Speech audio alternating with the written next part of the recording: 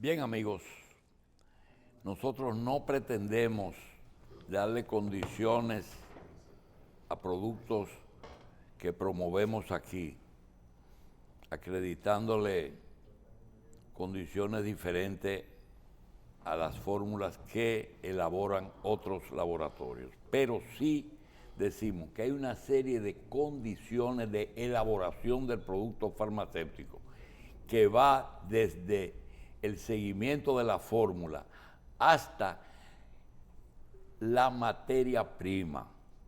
Nosotros le decimos, si usted tiene sus problemas de dolores resueltos con Dicloplex Forte, no acepte cuando vaya a la farmacia que le digan esto es lo mismo. Y si le dicen es lo mismo, pregúntele a ese dependiente si es farmacéutico, porque las farmacias tienen un profesional que es que puede decir eso. Dicloplex Forte, no acepte imitaciones. Bien, señores, nosotros tenemos un invitado que esta semana nos dio una sorpresa, y es que una persona que siempre fue miembro del Partido de la Liberación Dominicana, fue durante años viceministro de Educación Superior y durante 27 meses fue ministro de Salud Pública, el último ministro de Salud Pública del gobierno pasado, nos sorprende anunciando que va a aspirar a senador por el Distrito Nacional por el Partido de la Liberación Dominicana. Nos llena de satisfacción el hecho de que el doctor Rafael Sánchez Cárdenas haya aceptado para motivar esa aspiración. Vamos a hablar con él, le damos la bienvenida. Doctor, gracias por estar aquí. Y independientemente de su condición de ahora en adelante de ser un aspirante a la senaduría más importante, no por la cantidad de votantes que tiene, sino porque es la capital. Nosotros queremos decir que es importante porque pertenece a un gobierno que en términos generales ha sido señalado, no quiero decir perseguido, señalado por el actual gobierno y por la justicia con muchísimas indelicadezas, entre las que no está la gestión de Rafael Sánchez Cárdenas, y que pone de manifiesto en que en el PLD hay áreas que no tienen ningún problema con justicia. Le damos la bienvenida al doctor y, como es natural, le pedimos que nos cuente qué lo hace aspirar a la candidatura de senador de la capital. Si es la satisfacción de haber sido un funcionario de alto nivel no señalado, o era algo que usted tenía guardado hace mucho. Sí. Bueno, muy buenos días, Julio. Para Gracias, mí es un doctor. placer estar con ustedes y comunicarlo con una audiencia probablemente de las más especiales que tiene No, que la usted no televisión crea dominicana. problemas, porque cuando los amigos son candidatos, tenemos que tener cierta solidaridad con los amigos, así que me inscribe ahí, doctor. Bueno, en un almuerzo que teníamos en el grupo de comunicación del Caribe, una vez que ha pasado la parte formal, un amigo me dice, bueno, ¿y qué usted va a hacer con los números suyos? Digo, ¿qué número? Estaba acompañado con Charlie Mariotti y con el ex ministro de Educación, Melanio Paredes. Y yo digo, bueno, para mí una sorpresa, porque la verdad que no estaba pensando en nada de eso, aunque yo he sido político, entré al PLD en el año 76 estando en la universidad, y digo, bueno, pero ¿de qué se trata? Porque no tengo, ni estaba de verdad puesto en eso. Entonces, posteriormente, pues vamos mirando, digo, oh, mira qué sorpresa. La pandemia parece ser, y sin parecer, que me ha colocado en la atención, me colocó en la atención pública y me dio a conocer a todo el país. Y es lógico porque estando a las 10 de la mañana, como una suerte de toque de queda, la gente encerrada, sí. Conversar con la gente, dar las informaciones pertinentes en ese momento, pues lógicamente se convirtió en algo que, en la medida en que salí del ministerio y voy visitando plazas, campos, etcétera, pues la gente todavía me dice ministro.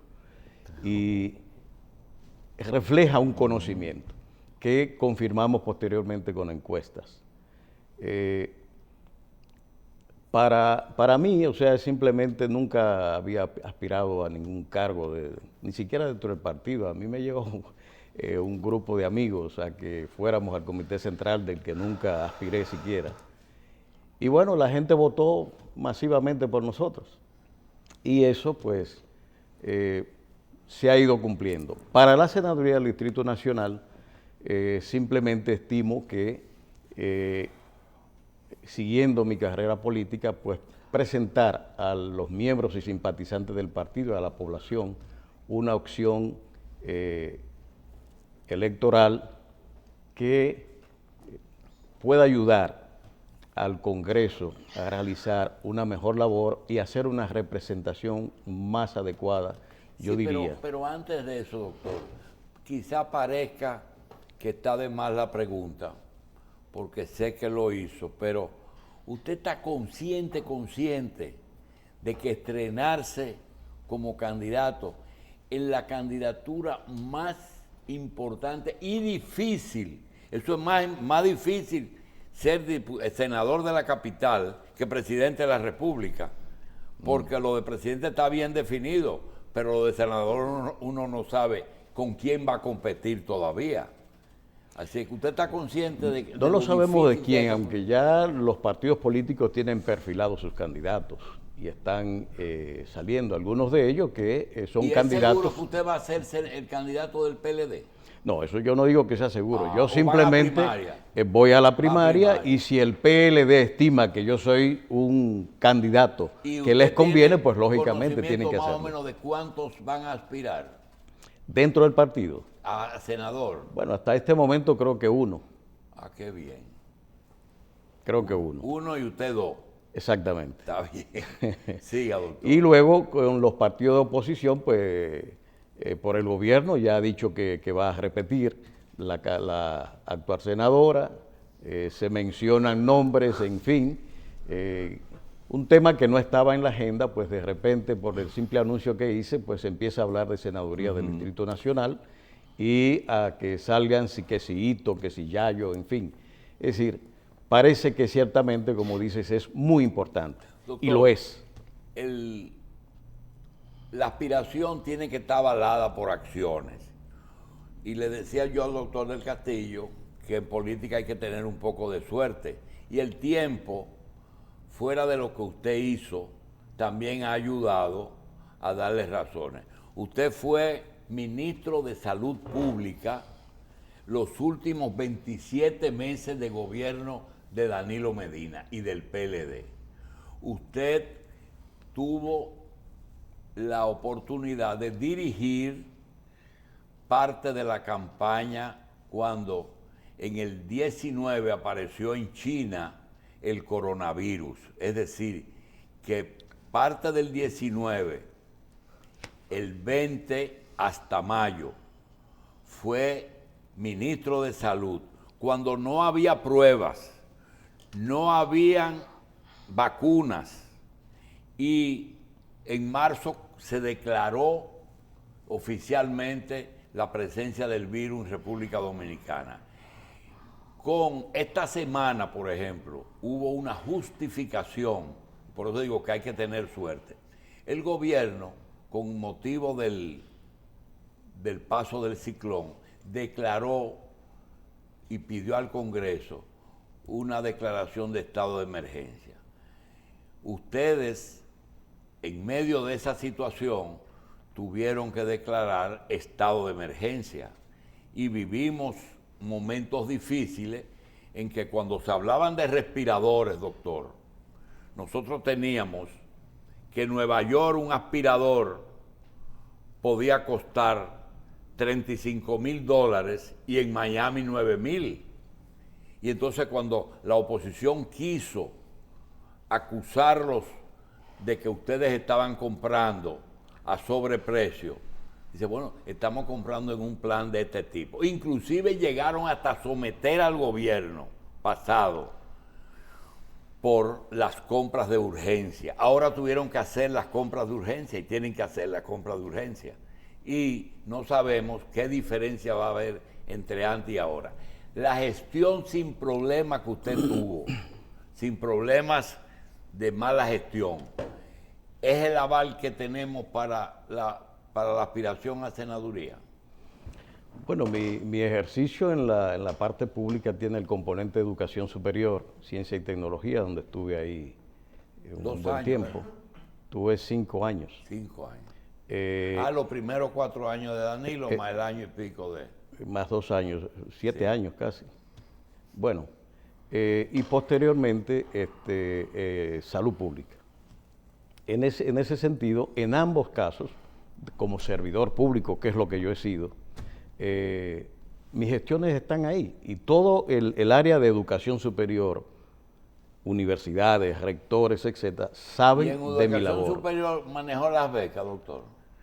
La beca directamente no, porque era manejada por el ministro. Yo participaba en la parte, yo era el viceministro de Relaciones Internacionales.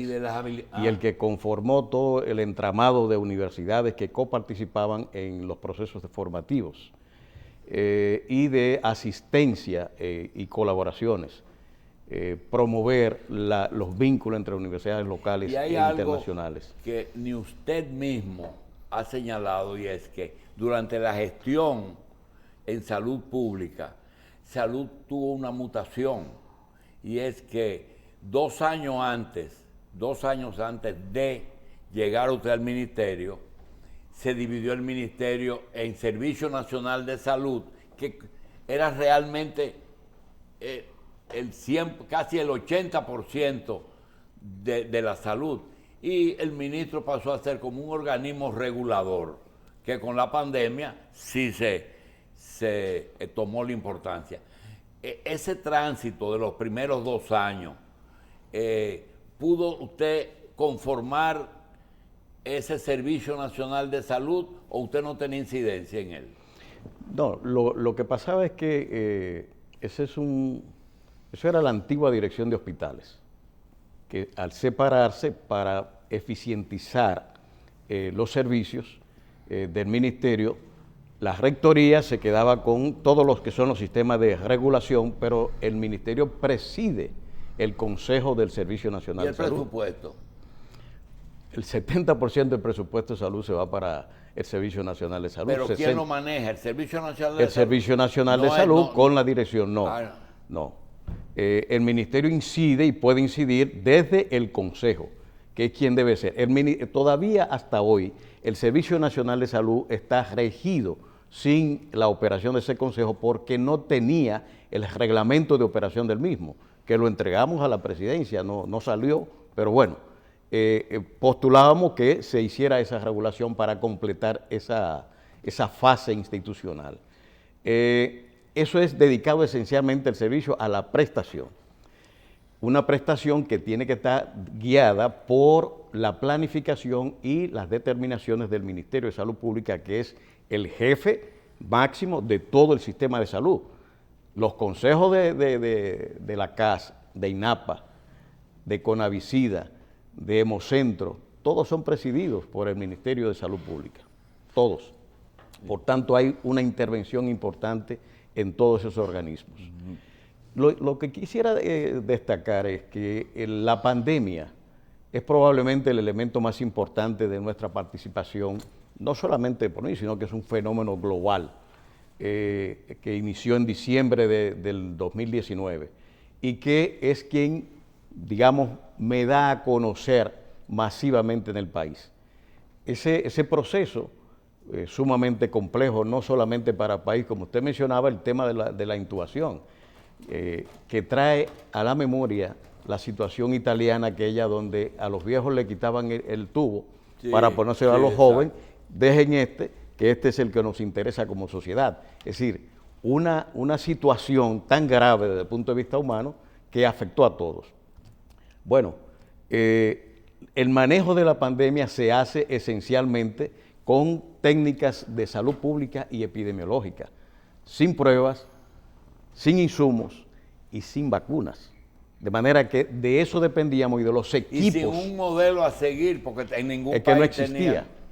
No existía modelo. Es decir, aquí nosotros teníamos una comunicación sumamente estrecha con la OPS, OMS, y sobre esa base se iba construyendo la respuesta, con esa interacción, donde desde aquí uno reportaba a través del Centro Nacional de Contacto, de enlace que es epidemiología. ¿Y el presupuesto de emergencia, de dónde lo buscaron? Bueno, eso se hizo ya desde el Congreso, el Ejecutivo. Porque tampoco había presupuesto. Es que no había. Como por ejemplo en unas emergencias como esta, en los presupuestos siempre hay previsiones para emergencia. Y esos fondos, sea un ciclón o sea una pandemia, se usan. Pero en el caso de la pandemia, más que insuficientes fueron. Hubo que recurrir a un manejo de otra naturaleza, reforzando los gastos que había que tener, que iban no solamente en la parte de prestación y de orientación epidemiológica o de salud pública, sino de asistencia social, porque allí se afectó la economía, la vida social, todo absolutamente. De manera que es una detención de la vida social. ¿Y cómo ustedes manejaron la convivencia de la permisología, las habilitaciones, los permisos, por ejemplo, de medicamentos, los análisis que se le hacen a los productos para entrar al mercado en un momento en que había demandas de nuevos productos para esos problemas? Era como demasiado cosas al mismo tiempo. ¿Cómo se resolvió el problema de las habilitaciones de los centros hospitalarios, que a veces salud pública tenía menos condiciones que el propio sector privado, doctor? En el proceso, la pandemia impactó todos los departamentos, todos los programas, eso no hay duda. Pongamos como ejemplo el Laboratorio Nacional, donde se envían las pruebas para examinar, pero en medio de aquella presión social, sanitaria, por exámenes de COVID, era prácticamente imposible. Los laboratorios más grandes de aquí. Todos los que habían. Y gracias a las inversiones que se hicieron en el sector privado, se pudo, digamos, nivelar el nivel de respuesta a la necesidad de pruebas de COVID-19. Sin esas inversiones, pues prácticamente el país no estaba preparado para eso. Doctor, nadie se enriqueció de esa crisis. En las crisis siempre hay ricos. No, hay ricos, pero gente que que se enriquece por la actividad de la crisis. Eso siempre ha pasado y eso no va a dejar de pasar nunca. Usted dice la guerra de Ucrania está enriqueciendo a mucha gente. En el COVID-19 también se enriquecieron laboratorios, la parte de investigación, etcétera. La farmacéutica, por ejemplo, doctor, que son las que han servido las vacunas y los insumos para las pruebas. Pero como candidato ahora, criticar un gobierno que más o menos ha seguido las mismas normas que ustedes dejaron, ¿le va a ser difícil criticar? Bueno, es que ellos hallaron ya todo enmarcado. ¿Cómo? Todo enmarcado, eso estaba hecho todo, el plan estratégico. Incluso uno de los elementos que yo señalaba en ese momento cuando llegó el primer ministro que designaron, que lo voy a llevar a la sala donde se emitían las ruedas de prensa en un momento en que nosotros estábamos con el rating más grande que había y único. Y entonces cuando él ve aquello me dice, bueno, desmantelen eso que para ese paredón yo no voy. Esa es la entrega de la Secretaría. La entrega de la Secretaría. Entonces él me dice que él no se va a enfrentar a ese paredón. Porque lógicamente los periodistas, quien quisiera que tuviera acceso allí, pues entraba y preguntaba lo que le daba la gana. Y nosotros teníamos que responder a los requerimientos públicos, porque era parte... ¿Y qué respondió usted? Exactamente. Bueno, en la pandemia eso fue lo que hice. Enterado, y pudimos establecer ese sistema, como una respuesta al juego de las redes y de la política que en ese momento estaba afectando la respuesta nacional. Porque yo recuerdo que en un momento un jovencito ahí en la Duarte con Pedro Livio Cedeño se cayó por un ataque de epilepsia. Y en las redes lo sacan, miren cómo está goteando la gente por COVID-19 en la capital. Oye. Entonces dijimos, bueno, para mí fue una alarma y empezamos a organizar esta respuesta de comunicación de manera que el que hoy lanzaba una mentira lo machacábamos al día siguiente. Sí, está bien. Doctor, sale usted a la calle, la gente dice, mira el doctor del COVID. Ahí está, porque ya una persona que, como usted dice, se proyectó su imagen en medio de la pandemia.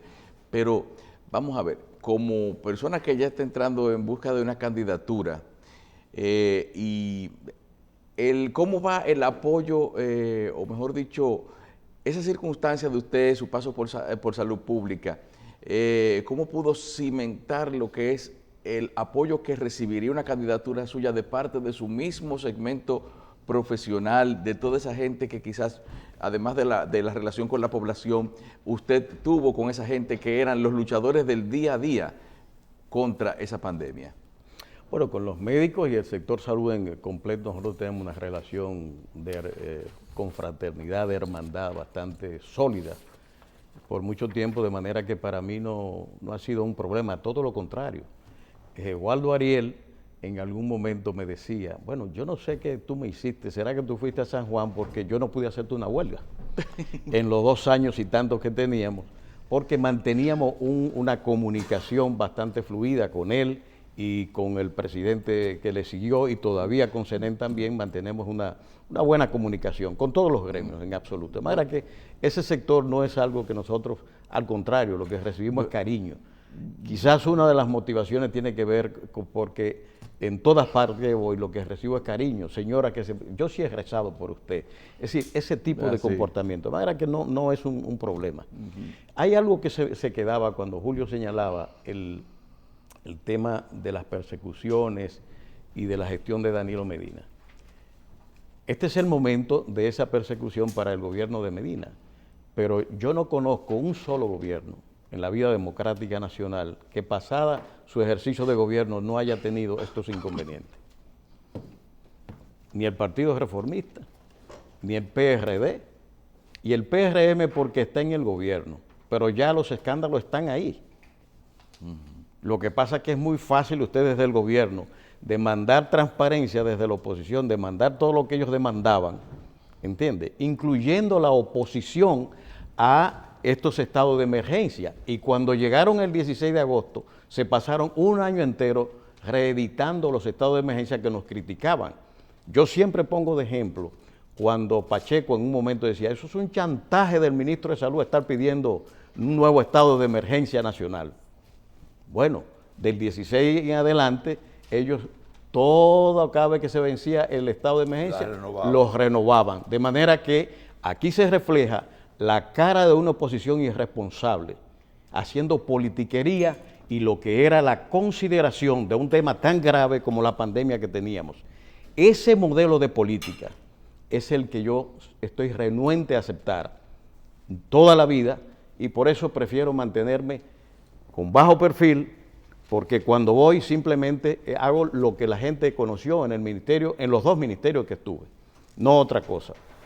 Otro elemento, las gestiones legislativas tienen 3 funciones principales: legislar, representar y fiscalizar. Esta última es probablemente la ausencia más grande que hay en toda la historia congresual. Aquí no se fiscaliza. Mírenlo ahí ahora con el presupuesto de educación, que se iba a sacar 4.200 millones, como si nada. El Congreso que viene tiene que estar llevando esos procesos, pues debe darse cuenta, mira, se te está quedando el gasto acá. ¿Cuáles son las 3 funciones del legislador? Legislar, representar a sus votantes y fiscalizar las labores del Ejecutivo. Fiscalización es lo que más le atrae del cargo.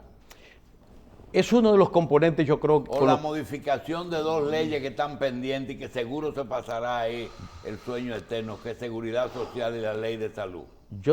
Es una combinación educación, salud y medio ambiente son 3 ejes fundamentales de lo que yo haría desde el Congreso.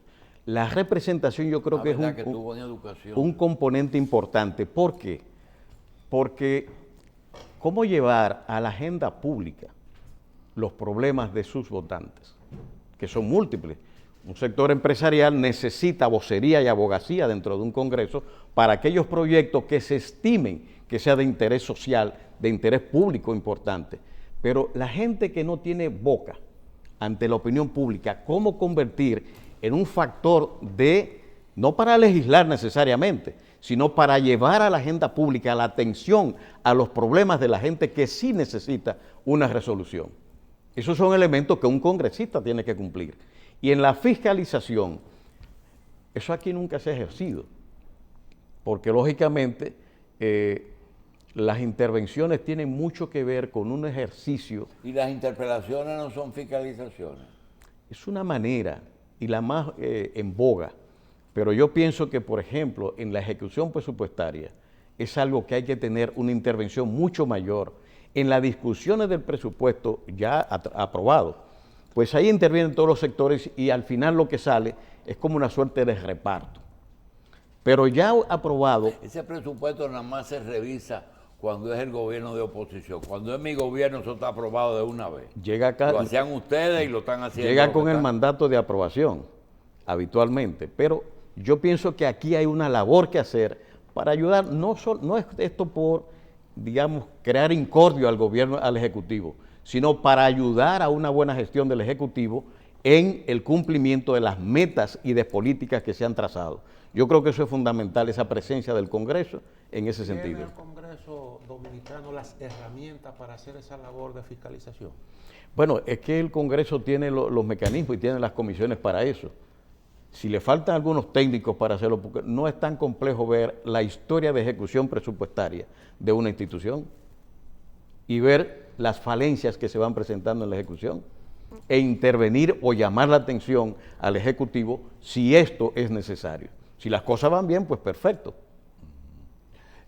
¿Apoyaría usted que, así como con la educación, hubiese un porcentaje del presupuesto destinado y correctamente aplicado a lo que es la salud? O quizás existe y no se está aplicando. Yo nunca he estado de acuerdo con repartir el presupuesto nacional con %. Yo estoy más de acuerdo por resultados. Si la UAS necesita, acuérdense que esto es viejo, en la UAS fue la primera que a nivel público, el 5% para la UAS. La UAS que entregue productos que avalen que necesita un 5 o un 6. Que justifiquen su ejercicio. Si educación, por ejemplo, ahora están los elementos que usted dice, bueno, fíjense las cosas, ahora hay una cantidad de 300,000, 200,000 estudiantes que no tienen aula. Cuando estábamos en el gobierno le achacaban a Danilo Medina de que tenía una política de educación de 4% de varilla y cemento, faltando las aulas.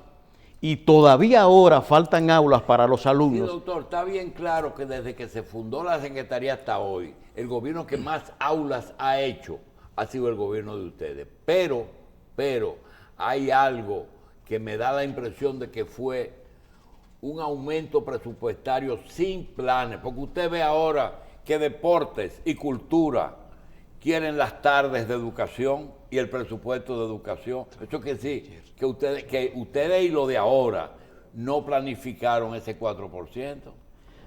Bueno, el 4% tiene un tiempo y toda una exposición pública bastante y discusión.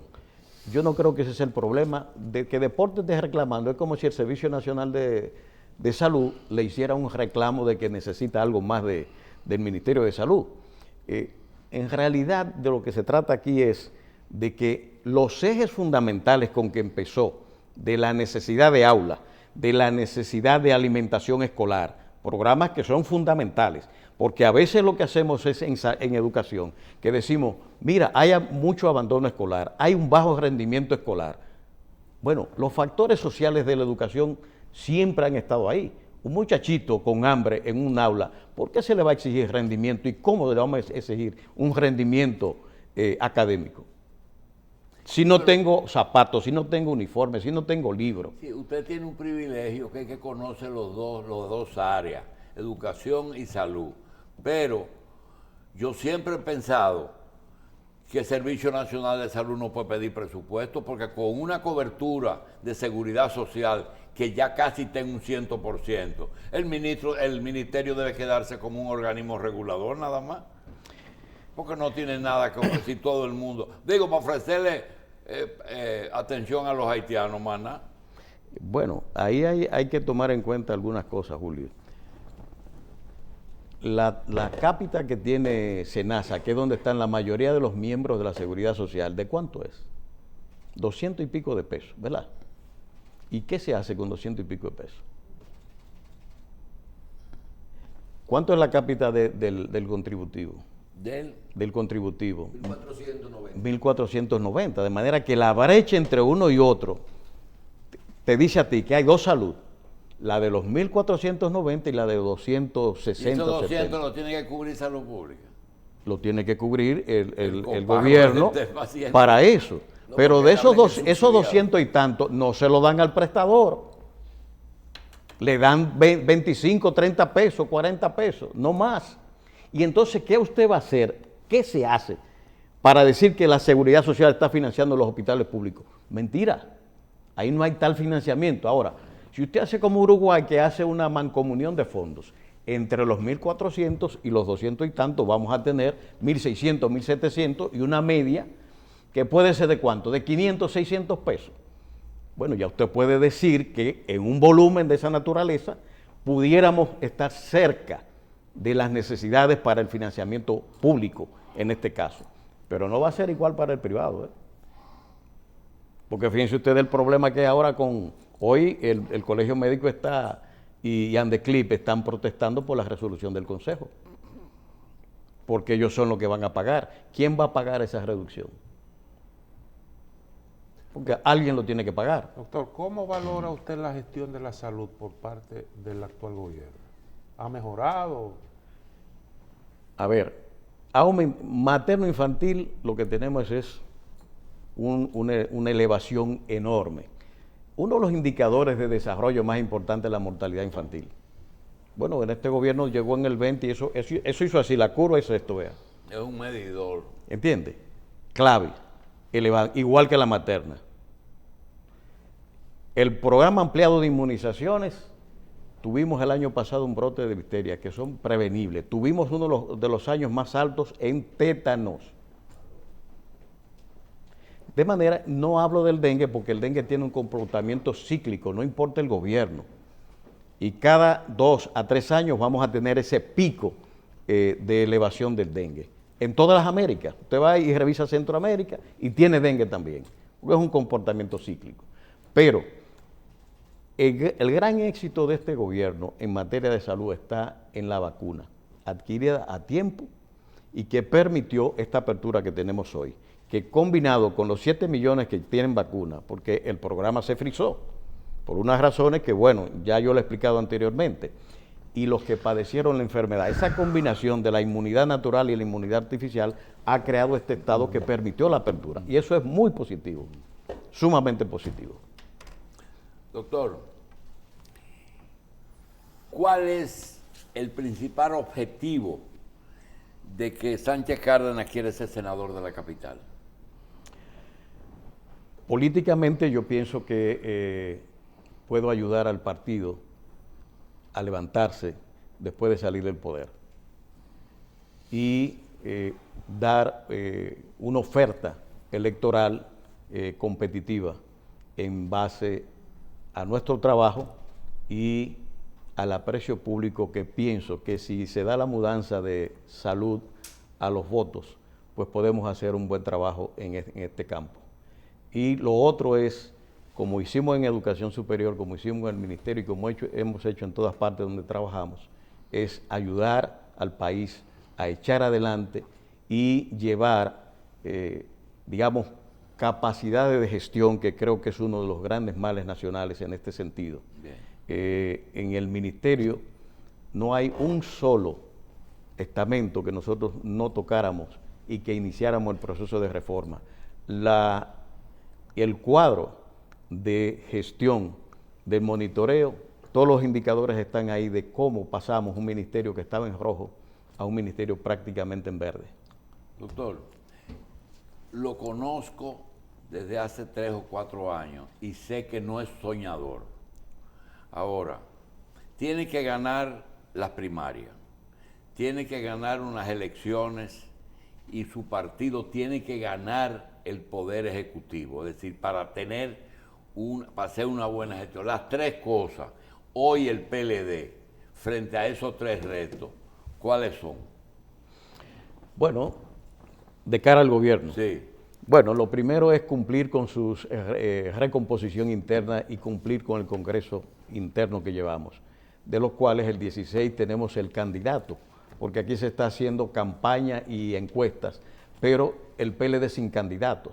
Vamos a ver a partir del 16 lo que va a pasar y el reforzamiento de los candidatos por provincia, por municipios, que va a producir la movilización ampliada de lo que estamos viendo en el PLD. 16 de octubre se elige el precandidato a la presidencia de la República.